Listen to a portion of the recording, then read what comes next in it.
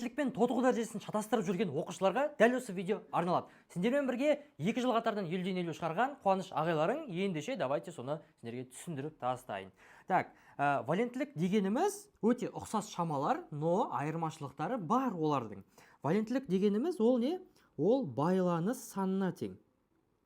Байланыс саны. Яғни қанша байланыс құрды. Ал тотығу дәрежесі дегеніміз ол бізге электрондарға қатысты. Яғни электрондарды қанша берді и қанша электрон алды деген шамаға байланысты. Ендеше, мәселен, валенттілік пен тотығу дәрежесі әртүрлі шама болатын бір затты қарастырайық. Мысалы, H2O2 сутек пероксиді бізде, бұл жақта бізде байланыс былайынан жүреді болады. Так, сутек и мына жақтан сутек. Яғни дәл осылайынан. Енді мына жақта қарайтын болсақ, оттек одан екі қол шығып тұр. Оттек одан екі қол шығып тұр. Сондықтан ол не? Екі валентті. Яғни екі элементпен байланысып тұр. Мына оттек тоже екі элементпен байланысып тұр. Былайынан и былайынан. Тоже ол екі валентті. Сутек ол тек бір оттекпен ғана байланысып тұр. Сондықтан ол бір валентті. Ал мына сутек тек бір оттекпен байланысып тұрғандықтан ол не? Ол бір валентті болады екен. Ал тотығу дәрежесі олардың қалай екен? Мысалы қараңдар. Сутек өзінің бір электронын кімге береді?